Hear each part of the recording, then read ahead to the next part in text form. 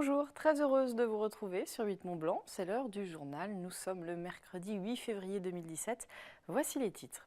Quand le bonheur des uns fait le malheur des autres, manque de neige oblige, les vacanciers en quête de glisse cherchent l'or blanc depuis le début de la saison. Ils l'ont trouvé dans les stations de haute altitude.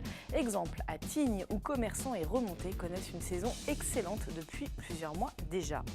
87% des Français considèrent que l'enseignement du numérique à l'école serait bénéfique pour leurs enfants.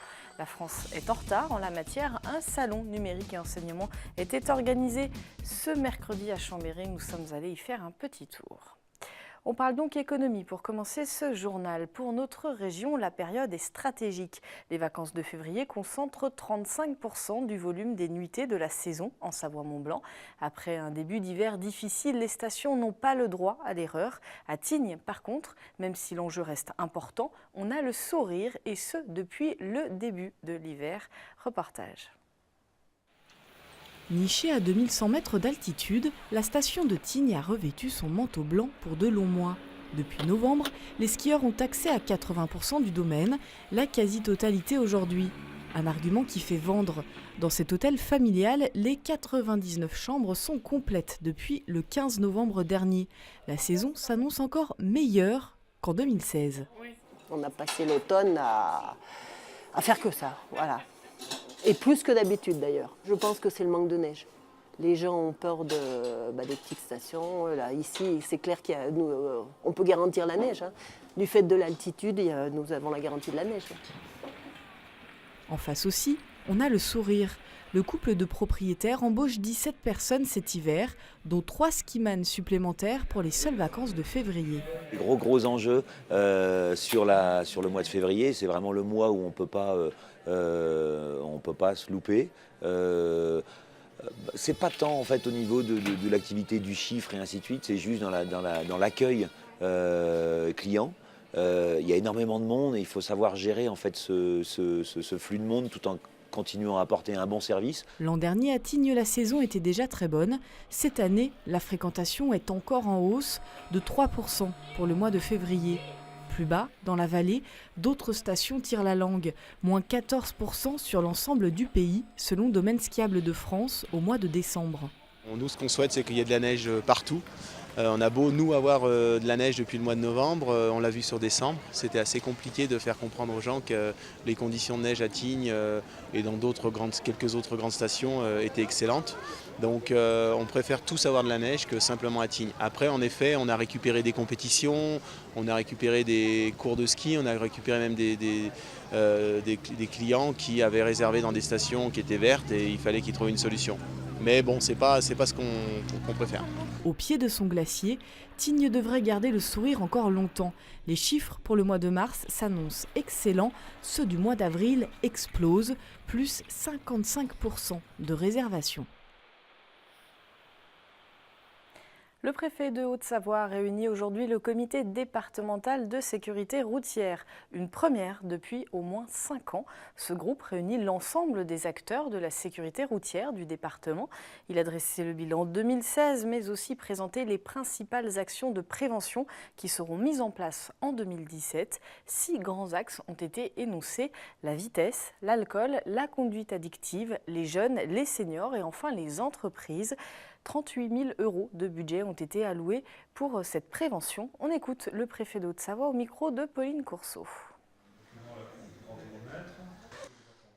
Nous avons regretté 45 tués l'année dernière sur le département, c'est-à-dire 8 de plus qu'en 2015, notamment des piétons, mais également des 2 roues motorisées, des motards, 13 tués, des jeunes malheureusement 10.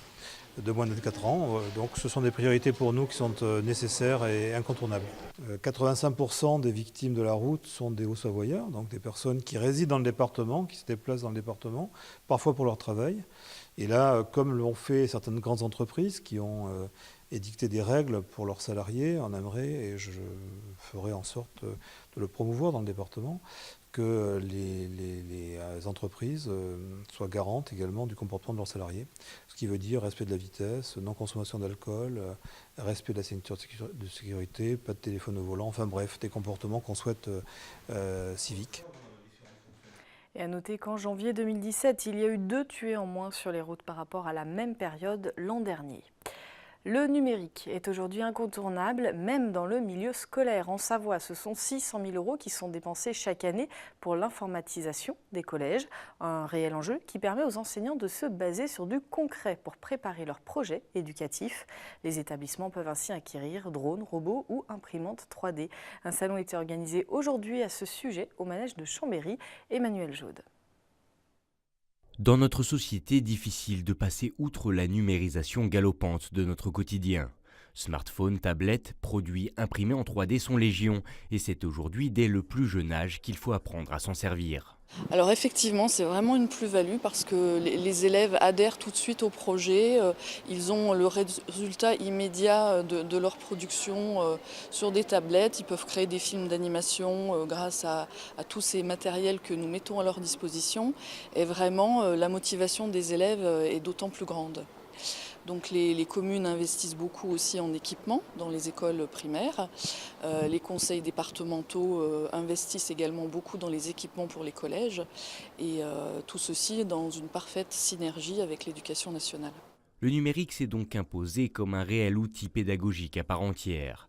Une volonté nationale mise en valeur dans nos départements avec, en Savoie, un budget informatique de 600 000 € dédié pour les collèges. Mais encore faut-il savoir dans quelle branche investir.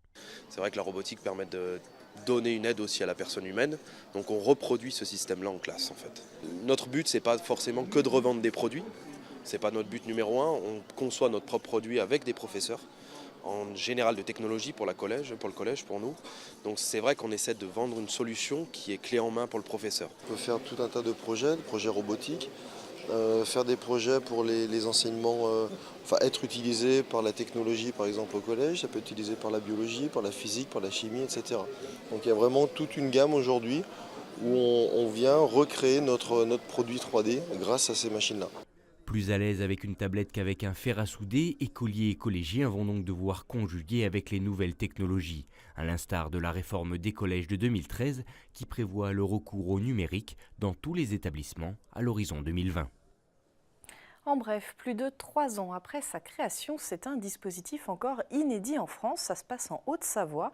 Les différents bailleurs sociaux se sont réunis autour d'une bourse d'échange de logements sociaux, un moyen d'alléger la liste d'attente que l'on connaît, puisque 30% des 21 800 demandeurs de logement social enregistrés dans le département sont déjà locataires d'un bailleur social. Depuis la mise en ligne de la plateforme en 2013, 5 500 usagers se sont inscrits sur cette bourse d'échange et 136 échanges ont été réalisés.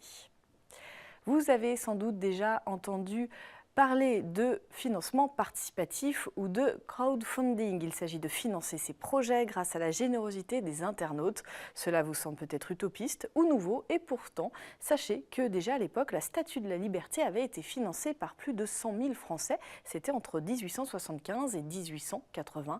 Aujourd'hui, le principe reste le même. À un détail près, c'est plus rapide. Olivia Boisson a rencontré les acteurs de ce financement participatif. Explication. Ce gobelet qui permet de servir la juste dose d'alcool existe grâce au financement participatif. Karine Piqueda, sa créatrice, avait tenté l'expérience il y a plus d'1 an. Financer son projet grâce à la générosité des internautes. Résultat, plus de 10 000 gobelets avaient pu être produits grâce aux fonds récoltés. Derrière, il y a eu aussi d'autres clients qui n'ont pas eu le temps de participer au crowdfunding, mais qui avaient ça dans leur carton et qui ont connu aussi par le biais du crowdfunding les gobelets Just Dose. Ce mouvement collaboratif s'est démocratisé avec Internet. Parmi les plateformes existantes, Cocorico. Depuis 2015, 63 projets ont été financés. On choisit les projets qui sont localisés dans notre région.